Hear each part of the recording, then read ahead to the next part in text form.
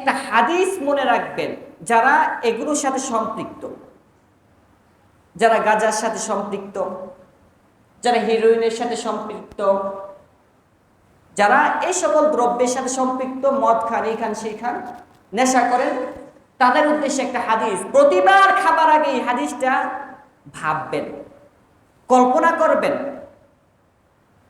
একদিন রাসূল সাল্লাল্লাহু আলাইহি ওয়াসাল্লাম সাহাবায়ে কেরামদেরকে বলছে, হে সাহাবায়ে কেরাম, যারা এই মাদকের সাথে লিপ্ত থাকবে, এই নেশা দ্রব্যের সাথে লিপ্ত থাকবে, তারা যখন মারা যাবে, মারা যাবার পরে আল্লাহ রব্বুল আলামিন তাদেরকে তিনাতুল খবাল পান করাবে। শব্দটা কি বললাম? তিনাতুল খবাল। বলেন তিনাতুল খবাল। পড়েন না কেন? পড়েন তিনাতুল খবাল। কি খাওয়াবে?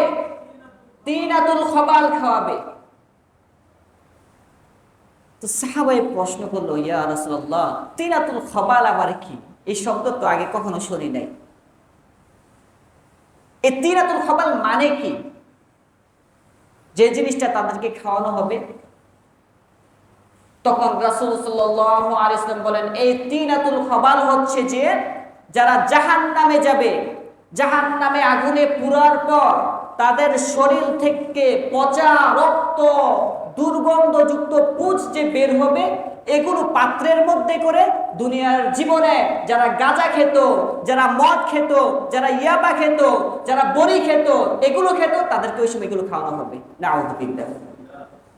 হিসাব করেন, আপনি যদি চান কাল কিয়ামতের মাঠে এই আযাব থেকে বাঁচতে, এই আযাব থেকে বাঁচতে, তাহলে এগুলো বাদ দিয়ে দেন, আল্লাহর রাস্তে বাদ দিয়ে দেন। ওটা কাল কিয়ামতের মাঠে এগুলো আপনাকে খাওয়ানো হবে। যে ফ্যামিলির মধ্যে এগুলো ঢুকে গেছে, ওই ফ্যামিলিটা বরবাদ হয়ে গেছে। বর্তমান সময়ে মা বাবা পেরেশান সন্তানকে নিয়ে। এমন কোন বিয়ের অনুষ্ঠান যায় না যে বিয়ের অনুষ্ঠানে বোতল আসে না। আপনি সাগরদের কথাও বলছি, আমি সাগরদের ভিতরেও আসে। আমাদের কানে মাঝে মধ্যে খবর আছে, বাচ্চারা এসে বলে এত বিয়ের আনছে, এত বিয়ের আনছে।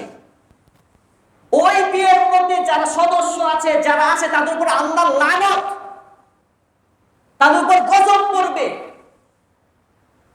বিয়ের মধ্যে একটা ভালো অনুষ্ঠান, এই জায়গায় আপনি মদ নিয়ে আসছেন। নাউযুবিল্লাহ। আল্লাহ হেফাজত করেন। আল্লাহ আমাদেরকে এই বড় অপরাধ থেকে বাঁচান।